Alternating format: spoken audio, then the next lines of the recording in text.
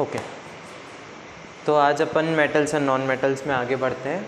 कल अपन ने मेटल्स और नॉन मेटल्स का बिल्कुल इंट्रोडक्शन देखा था कि दोनों के बीच में क्या डिफरेंस होता है, ठीक है ना। आज अपन स्टार्ट करते हैं एक बहुत इंपॉर्टेंट चीज़ से जिसको हम रिएक्टिविटी सीरीज़ बोलते हैं। और पहली बार नहीं है जब हम रिएक्टिविटी सीरीज़ पढ़ रहे हैं, हम पढ़ चुके हैं। फर्स्ट चैप्टर में हमने रिएक्टिविटी सीरीज़ पढ़ी थी। उसमें हमने किस पार्ट में रिएक्टिविटी सीरीज़ पढ़ी थी? डिस्प्लेसमेंट रिएक्शन में। हम ये देखना चाह रहे थे कि कोई एक एलिमेंट दूसरे एलिमेंट को कब डिस्प्लेस करेगा, अपनी जगह से हटा देगा, वो दगाबाजी वाली रिएक्शन, ठीक है ना। एक आता है दूसरे वाले को हटाकर उसकी जगह ले लेता है। तो ये कब होता है? जब आप एक सीरीज़ बनाते हो जिसमें ऊपर के एलिमेंट्स नीचे के एलिमेंट को अपनी जगह से हटा सकते हैं, ठीक है ना, क्योंकि वो ज़्यादा क्या होते हैं? रिएक्टिव होते हैं, ठीक है ना। उनके पास ज़्यादा एनर्जी होती है, वो बहुत ज़्यादा अनस्टेबल होते हैं, ठीक है। अपन थोड़ा सा और डिटेल में रिएक्टिविटी सीरीज़ को पढ़ेंगे आज। जैसे metal that is more reactive, तो यहाँ पर जो हम रिएक्टिविटी सीरीज़ देख रहे हैं ये जनरली मेटल्स की है। इसमें हाइड्रोजन नहीं है क्योंकि हाइड्रोजन क्या होता है? Non metal. लेकिन हमने फर्स्ट चैप्टर में हाइड्रोजन को रखा था। तो अगर रिएक्टिविटी सीरीज़ याद करनी है तो कौन सी करोगे, ये वाली या फर्स्ट चैप्टर वाली? फर्स्ट चैप्टर वाली, ठीक है ना, क्योंकि उसमें हाइड्रोजन भी आता है। ये वाली बेसिकली मेटल्स के लिए है। तो अगर हम ध्यान से देखें तो सबसे ज़्यादा रिएक्टिव मेटल के कैरेक्टरिस्टिक क्या हैं? यानी कोई भी मेटल जो है अगर वो कह रहा है कि मैं ज़्यादा रिएक्टिव हूँ, तो इसका मतलब वो क्या, उसके अंदर प्रॉपर्टीज़ क्या हैं? सबसे पहले तो लूज इलेक्ट्रॉन्स ईजिली, उसके पास इलेक्ट्रॉन लूज करने की कैपेसिटी बहुत होती है। वो जल्दी से चाहता है कि मेरे इलेक्ट्रॉन क्या हो जाए? लूज हो जाए, निकल जाए मेरी बॉडी से, ठीक है ना, क्योंकि वो बहुत ज़्यादा अनस्टेबल है। जितने इलेक्ट्रॉन उसके पास है ना वो ज़रूरत से ज़्यादा हैं, उसको नहीं चाहिए उतने इलेक्ट्रॉन। तो उसको अपने इलेक्ट्रॉन्स को क्या करना है? निकालना है, देना है, लूज करना है, इसलिए वो अनस्टेबल होता है। और जो जितना ज़्यादा अनस्टेबल होगा उतनी ही जल्दी रिएक्ट करेगा, उतना ही ज़्यादा रिएक्टिव होगा, ठीक है ना। लूज इलेक्ट्रॉन्स इजली यानी बहुत ज़्यादा अनस्टेबल होगा। दूसरा, रिएक्ट्स एट लो टेम्परेचर, कम से कम टेम्परेचर में भी रिएक्ट हो जाएगा क्योंकि अनस्टेबल है, ठीक है ना। उसको कम से कम टेम्परेचर में भी रिएक्ट होने की प्रॉपर्टी है, ठीक है ना, जल्दी है उसको रिएक्ट होने की, तो वो ज़्यादा टेम्परेचर नहीं चाहता। Gives heat and light in large amount, जब कोई बहुत जल्दी रिएक्ट होता है तो वो ज़्यादा हीट और ज़्यादा लाइट भी प्रोड्यूस करता है। जो रिएक्शन जिसमें ज़्यादा हीट और ज़्यादा लाइट या ज़्यादा एनर्जी प्रोड्यूस हो, उस टाइप की रिएक्शंस को क्या बोलते हैं? एक्सोथर्मिक रिएक्शंस, ठीक है ना। तो जब आप ज़्यादा रिएक्टिव मेटल्स के साथ कोई भी रिएक्शन करते हो तो बहुत पॉसिबिलिटी है वो एक्सोथर्मिक रिएक्शन हो, ठीक है। And last, replace metal lower in series, यानी अपने से नीचे के सारे मेटल्स को वो क्या कर सकता है? रिप्लेस कर सकता है, उनकी जगह ले सकता है। तो यहाँ पर आपके सामने रिएक्टिविटी सीरीज है। अभी ऑक्साइड्स को भूल जाओ, अभी सिर्फ इतने पे ध्यान दो। सबसे ऊपर कौन आता है? पोटेशियम, सबसे ज़्यादा रिएक्टिव मेटल। दूसरा, तीसरा कैल्शियम, चौथा मैग्नीशियम, पांचवा एल्यूमिनियम, देन जिंक, फिर iron, lead, copper, silver, gold, platinum, ठीक है ना। ये जो ऊपर के 2-3 एलिमेंट्स हैं या 2-3 मेटल्स हैं, ये बहुत ही ज़्यादा रिएक्टिव होते हैं या बहुत ही ज़्यादा अनस्टेबल होते हैं, तुरंत चाहते हैं अपना इलेक्ट्रॉन लूज करना, ठीक है ना। अच्छा, जब ये इलेक्ट्रॉन लूज करेंगे तो इन पे चार्ज कौन सा आएगा? पॉजिटिव चार्ज, ठीक है ना, क्योंकि इलेक्ट्रॉन कम कर दिए बॉडी से, नेगेटिव चार्ज कम हो गया तो कौन सा बढ़ गया? Positive charge. ये सारे पॉजिटिव चार्ज वाले हैं क्योंकि सारे मेटल्स इलेक्ट्रॉन देते हैं, लेकिन ये थोड़ा जल्दी दे देते हैं, तो ये हाईली रिएक्टिव हो गए। फिर मैग्नीशियम, एल्यूमिनियम, जिंक, आयरन, ये सारे कैसे होंगे? माइल्डली रिएक्टिव, थोड़े से कम रिएक्टिव होते हैं, ठीक है ना, लेकिन ये भी आसानी से चीज़ों को रिप्लेस कर सकते हैं अगर वो उनसे नीचे आए तो। और सबसे नीचे जो आते हैं कॉपर, सिल्वर, गोल्ड और प्लेटिनम, ये बहुत ही कम या ज़ीरो रिएक्टिव होते हैं, ठीक है ना। इनकी ज़्यादा रिएक्शन नहीं होती किसी भी कंपाउंड से या किसी दूसरे मेटल से या किसी दूसरे एलिमेंट से। समझ में आ गया? अब हम देखते हैं आज 2 रिएक्शन। ये दोनों रिएक्शन देखना बहुत ज़रूरी है क्योंकि इन दोनों रिएक्शन से हम कुछ चीज़ें समझेंगे, ठीक है। सबसे पहली रिएक्शन है reaction of metal with oxygen. अभी हम सिर्फ मेटल्स की रिएक्शन देख रहे हैं, ठीक है, नॉन मेटल की रिएक्शन अभी नहीं देख रहे, पर ये मेटल्स की रिएक्शन याद करना बहुत ज़रूरी है। कोई भी मेटल ऑक्सीजन से रिएक्ट करता है तब क्या होता है? बहुत ध्यान से सुनना। बहुत सिंपल सा आंसर है। जब कोई मेटल ऑक्सीजन से मिलता है तो क्या बनाता है? मेटल ऑक्साइड, यानी अपना ही क्या बना लेता है? ऑक्साइड बना लेता है। अगर मैं कह रहा हूं ऑक्सीजन से रिएक्ट हो रहा है तो क्या मैं ये कह सकता हूं कि वो बर्न हो रहा है? यस, किसी भी चीज को बर्न होने के लिए किसकी जरूरत होती है? ऑक्सीजन की। फॉर एग्जाम्पल अगर मैं पोटेशियम की बात करूं, पोटेशियम ऑक्सीजन से रिएक्ट होगा तो क्या बनाएगा? Potassium oxide. सोडियम बनाएगा, सोडियम रिएक्ट होगा तो सोडियम ऑक्साइड। ये दोनों बहुत विगरस रिएक्शन देते हैं ऑक्सीजन से, बहुत तेजी से। तुम सोडियम को रख दो सामने, तुम पोटेशियम को रख दो सामने, जैसे ही वो ऑक्सीजन की प्रेजेंस में आएगा फट जाएगा, ठीक है, क्योंकि रिएक्शन बहुत ज्यादा है, रिएक्टिव बहुत है, ऊपर आ रहे हैं, ठीक है ना। और जैसे ही जल्दी से रिएक्ट होते हैं तो क्या देते हैं? Heat and light in large amount, ठीक है। इसलिए इनको ऑक्सीजन से बचाने के लिए ऑयल में या कैरोसिन में रखा जाता है। समझ में आ गया? क्वेश्चन आता ही है कि क्यों हम सोडियम और पोटेशियम को कैरोसिन में रखते हैं, ताकि वो ऑक्सीजन से क्या ना हो पाए? रिएक्ट ना हो पाए और हीट और लाइट फट ना जाए, एक्सप्लोड ना हो जाए। क्या? पानी के नीचे रख के क्या करते हैं? अभी अपन ब्लास्ट नहीं करवा रही, अभी अपन बचा रहे हैं उसको, ठीक है। बचाने के लिए अपन को कैरोसिन या ऑयल में रखना पड़ता है, किसी भी ऑयल में। अगला है कैल्शियम और ऑक्सीजन की रिएक्शन, तो क्या बनाएगा? कैल्शियम ऑक्साइड, ठीक है ना।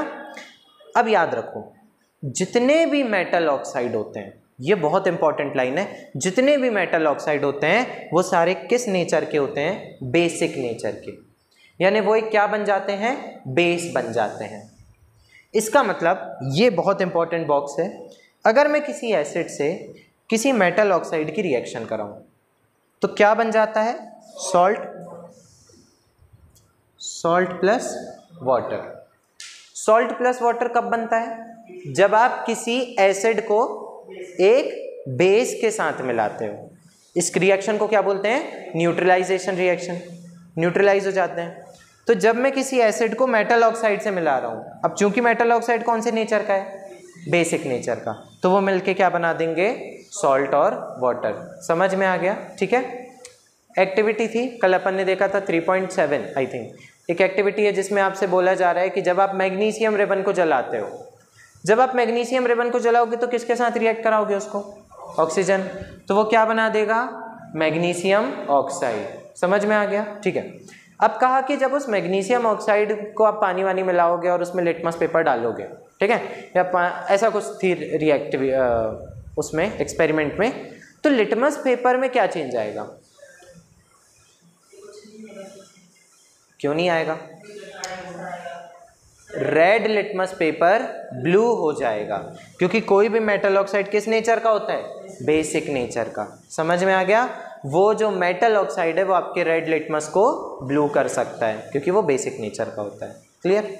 नाउ अब हम बात करते हैं दूसरी रिएक्शन की। उसके पहले एक ये चीज़ देख लेते हैं, आयरन। एक क्वेश्चन आता है कि आयरन रॉड को अगर हम जलाएं तो बहुत जल्दी नहीं जलती है ना, पहले लाल होगी, लाल ही होती है, ज़्यादा उतना फ्लेम नहीं बना पाती, ठीक है। लेकिन आप छोटी छोटी आयरन फिलिंग्स, यानी तुम कह सकते हो आयरन का चूरा, चूरा यानी बहुत छोटी, जैसे एल्यूमिनियम फॉइल होती है उसको मैं छोटे छोटे छोटे छोटे टुकड़ों में काट दूँ, वैसे आयरन की जो शीट है उसको मैं छोटे छोटे टुकड़ों में काट दूँ, बहुत छोटे छोटे, और उसको अगर मैं आग में डालूँ तो बहुत जल्दी जल जाएंगे। आयरन नहीं जलेगा, आयरन की रॉड नहीं जलेगी बहुत जल्दी, लेकिन आयरन की फिलिंग्स जल्दी जल जाती हैं। ऐसा क्यों होता है? ऐसा इसलिए होता है क्योंकि आयरन की फिलिंग्स के पास high surface area to volume ratio होता है। इसका मतलब है उनका सरफेस एरिया क्या होता है? हाई। फॉर एग्जाम्पल ये एक चौक है, छोटी सी चौक है, अब ये अपना कितना वॉल्यूम ले रही है? इतना वॉल्यूम ले रही है जितना यहाँ दिख रहा है। अब अगर मैं इसका चूरा बना दूँ तब भी क्या इतना ही वॉल्यूम लेगी? नहीं, फिर वो ज़्यादा हो जाएगी, ज़्यादा एरिया कवर करेगी, तो इसका सरफेस एरिया क्या हो जाएगा? बढ़ जाएगा। समझ में आ गया? ठीक वैसे ही ये अगर आयरन की रॉड है तो इसको जलने में बहुत टाइम लगेगा, ये नहीं जल पाएगी आसानी से, लेकिन इसी आयरन रॉड को मैं चूरा बना दूँ, उसकी फिलिंग्स बना दूँ, तो उसका surface area to volume ratio क्या हो जाएगा? बढ़ जाएगा, ठीक है, जिससे वो आसानी से जल जाएगी। तो ये आ जाता है क्वेश्चन। अब अगला एक और इम्पॉर्टेंट रिएक्शन है, जैसे मेटल की रिएक्शन अभी अपन ने किससे देखी? ऑक्सीजन से। अब हम किससे देखेंगे उसकी रिएक्शन? वाटर से। जब कोई मेटल पानी से रिएक्ट होता है तो क्या बनता है वो देखते हैं, ठीक है। ध्यान रखो, जब भी कोई मेटल पानी से रिएक्ट होता है तो पहले वो इस पानी की ऑक्सीजन लेकर क्या बनाता है, मेटल ऑक्साइड, और वो फिर से उसी पानी से रिएक्ट होकर क्या बना देता है, मेटल हाइड्रोक्साइड। तो अल्टीमेटली अगर मैं पूछूं एक वर्ड में बताऊं कि मेटल अगर पानी से रिएक्ट होगा तो क्या बनाएगा, मेटल हाइड्रोक्साइड बनाएगा, लेकिन उसके पहले बीच में क्या बनेगा, मेटल ऑक्साइड भी बनेगा। समझ में आ गया, ठीक है।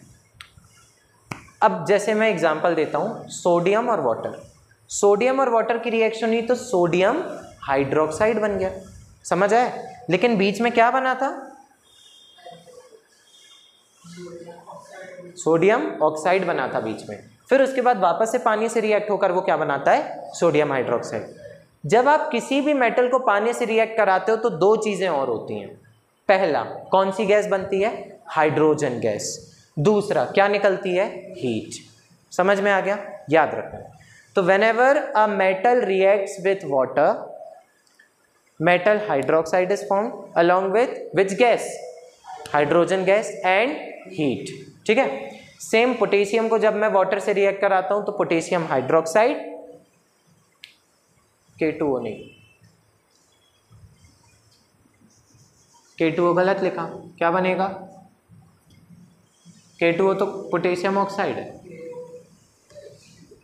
KOH यानी पोटेशियम हाइड्रोक्साइड बना, हाइड्रोजन गैस और हीट। तीसरा, कैल्शियम और हाइड्रोजन, वाटर, क्या बनाएगा, calcium hydroxide plus hydrogen plus heat. ठीक, ये तीनों की एक बहुत स्पेशलिटी है कि ये तीनों इतने रिएक्टिव होते हैं। देखो ना, लगातार 3 है रिएक्टिविटी सीरीज में इतने, तो ये ठंडे पानी में भी क्या हो जाते हैं, रिएक्ट हो जाते हैं। मैंने बताया था ना, highly reactive, more reactive metals can react at low temperature, come temperature में भी रिएक्ट हो सकते हैं। तो ये तीनों सोडियम, पोटेशियम और कैल्शियम ठंडे पानी में भी रिएक्ट हो सकते हैं। और अगर ठंडे में हो सकते हैं तो गर्म में नहीं हो सकते क्या, बहुत आसानी से हो सकते हैं, ठीक है ना। लेकिन जो हाइड्रोजन होती है, अब मुझे बताओ, पोटेशियम, सोडियम और कैल्शियम, इन तीनों में से सबसे ज़्यादा रिएक्टिव कौन है, पोटेशियम, फिर कौन सा है, सोडियम। ये दोनों जब रिएक्ट होते हैं ना पानी से तो इतनी ज़्यादा हीट निकलती है कि तुरंत जो हाइड्रोजन मिलेगी तुम्हें वो तुरंत फायर कैच कर लेगी, तुरंत जलने लगेगी वो हाइड्रोजन गैस। समझ में आया।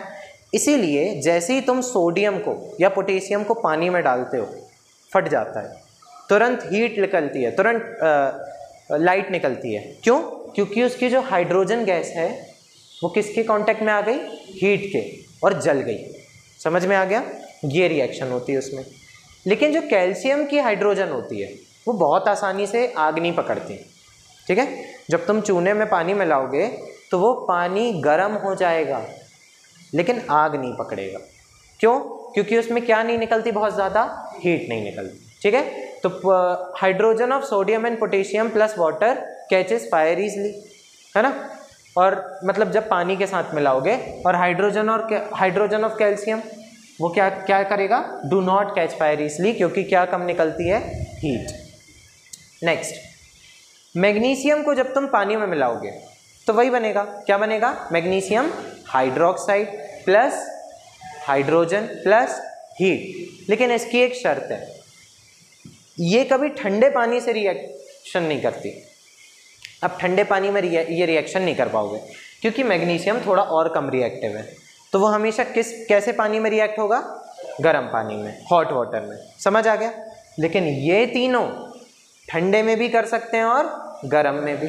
समझ आया। तो अब मेरा सवाल है कि गर्म पानी में कौन कौन रिएक्शन कर सकता है, पोटेशियम, सोडियम, कैल्शियम और मैग्नीशियम। लेकिन सिर्फ गर्म पानी में कौन करेगा, सिर्फ गर्म पानी में सिर्फ मैग्नीशियम, ठीक है ना। सिर्फ ठंडे पानी में कौन करेगा, सोडियम, पोटेशियम और कैल्शियम। समझ गए। अगले में आते हैं, 3 और एलिमेंट्स, 3 और मेटल्स। एल्यूमिनियम जब वाटर से रिएक्ट होगा तो क्या बनाएगा, एल्यूमिनियम ऑक्साइड, हाइड्रोक्साइड नहीं बन रहा। बताता हूँ, इसमें भी हाइड्रोजन और हीट निकल रही है।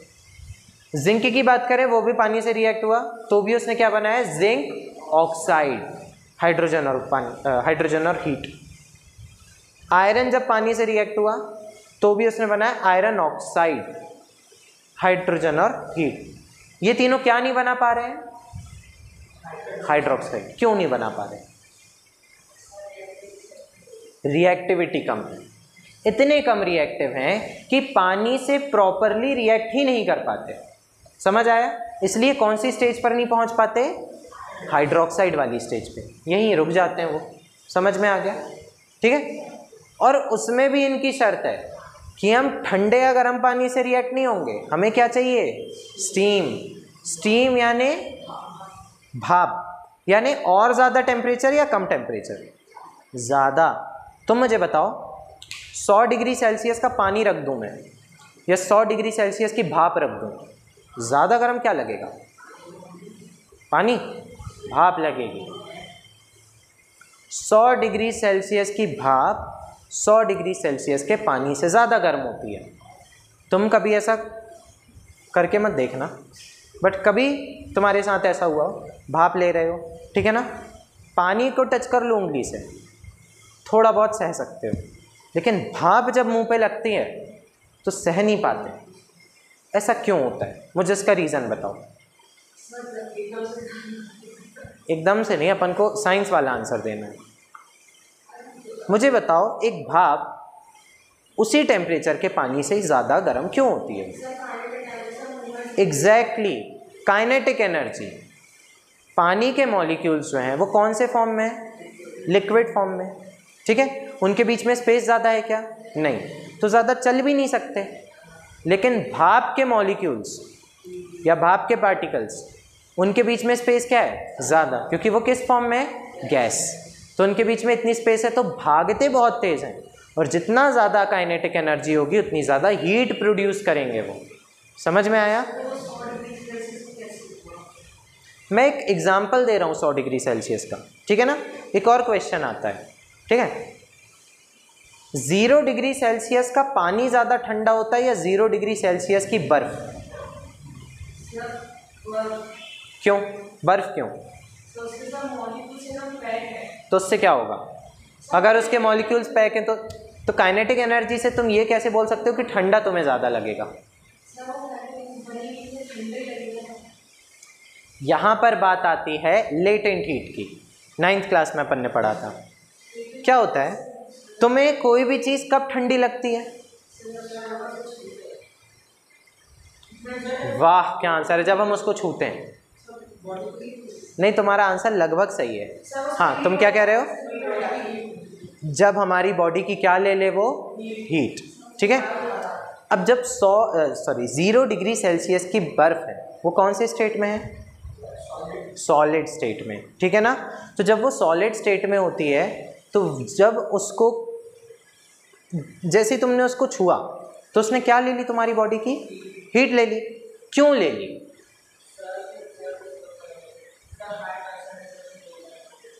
ये नहीं, हाई से लो कंसेंट्रेशन नहीं, अच्छे से समझो। बर्फ को तुम्हारी हीट क्यों चाहिए?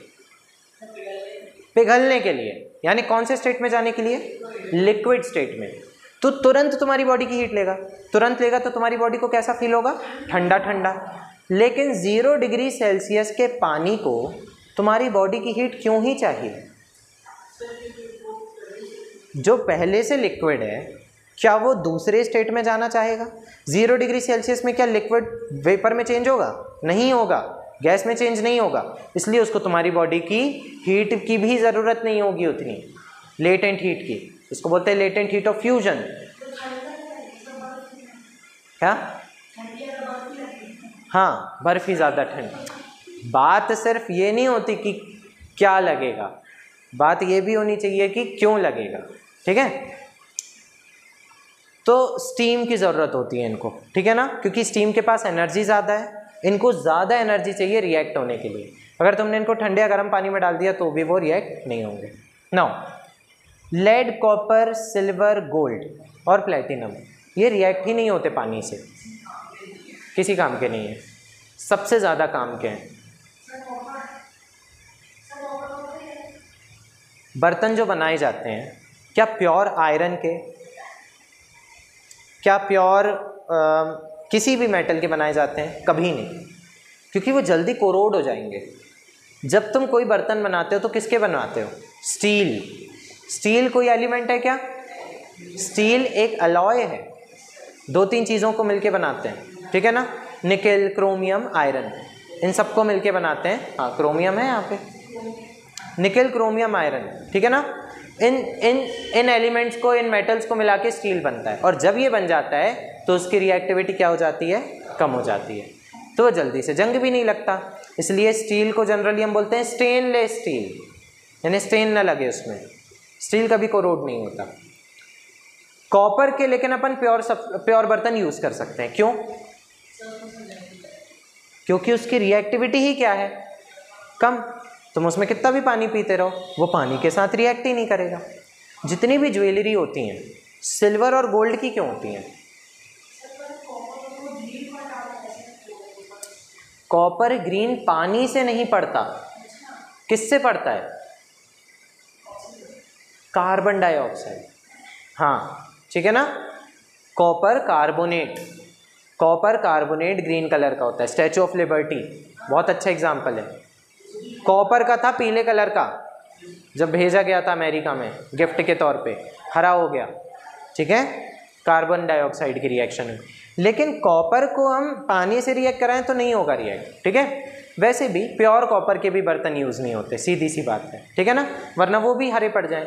लेकिन उनमें कॉपर का परसेंटेज बहुत ज़्यादा होता है, क्योंकि तुम पानी से उसकी टेंशन नहीं ले सकते। बाकी मैं बता रहा था सिल्वर और गोल्ड वगैरह की क्यों यूज़ करते हैं ज्वेलरी, क्योंकि वो कभी ख़राब नहीं होती।